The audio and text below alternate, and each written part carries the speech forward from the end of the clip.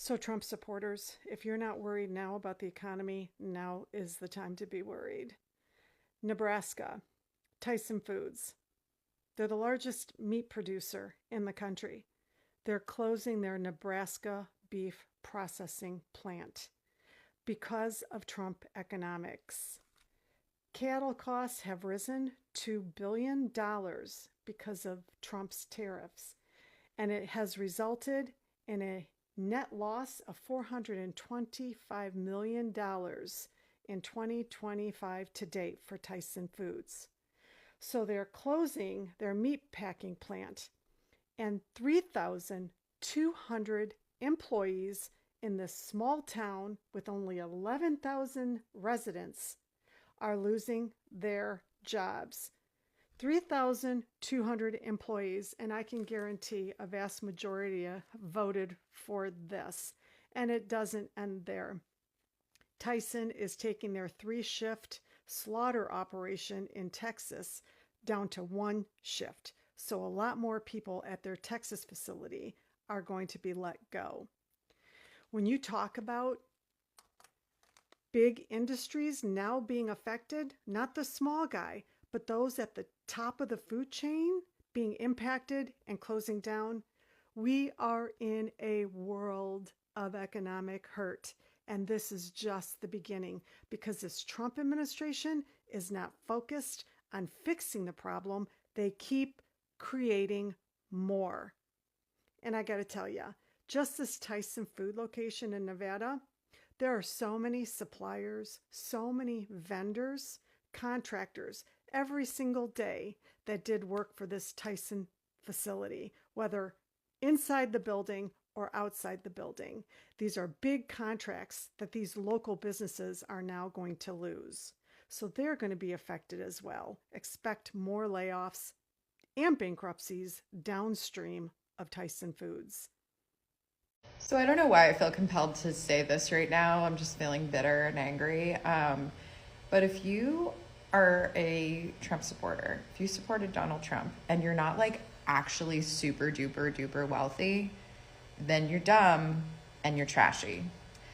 And I just feel like it's such a sad joke on those people, because it's like, I don't respect you. And other Republicans who actually are voting in their own interests, they don't respect you. They think you're trash. And I just feel no matter what happens, I'm so proud to be a liberal, because no matter if you're a really rich liberal or a poor liberal, there isn't that like incredible difference. Like, I don't think that there's like there might be like, you know, trashy by choice kind of folks, but we don't look down on them. If they cut our Medicaid, we would lose every hospital in our rural area, and then none of us would have health care. Not just the people on Medicaid, the people who have private insurance and Medicare. I'm a pharmacist. We took an oath to take care of people. We didn't say, no, only the rich ones. In states that don't have right to work laws, the average pay is over $8,000 higher. The main thing that would help coal miners is to pass that PRO Act and repeal a right to work to where they could have a union, and that would solve all their problems. So you were telling me that people are unaware, they're unaware that the whole reason why hospitals are not allowed to turn you away in an emergency situation, regardless of your ability to pay, is because of the Emergency Medical Treatment and Labor Act, which states that hospitals who receive Medicare funding are not allowed to turn you away. And they are proposing to cut back on Medicare and Medicaid. Talk to a caseworker. There are no ineligible people who are receiving it. The only people who are receiving it are eligible because there is a vetting process. All these people that they say are illegally getting it, it's not happening.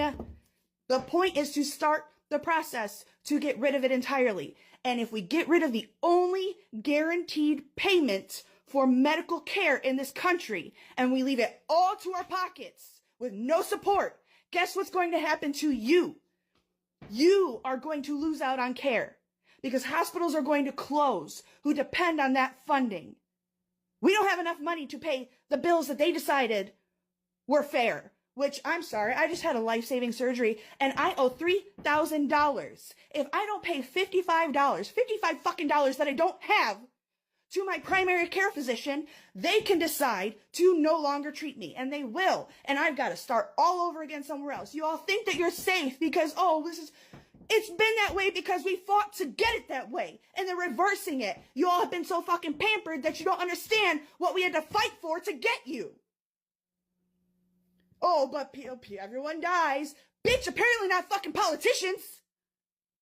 It's kind of crazy watching all these MAGA supporters right now, because the same people who were cheering the rallies, waving their flags and saying Trump 2024, save America, are now the same ones crying online because the Medicaid and Medicare got caught. Like, people literally want them. Folks were out there saying, hey, if Trump gets back in, you all better watch your health care. But they didn't want to hear it. They called it fake news, said it was all liberalized. Now look, they out here, mad and saying they can't afford their prescriptions or doctor's visits anymore. You know what's funny?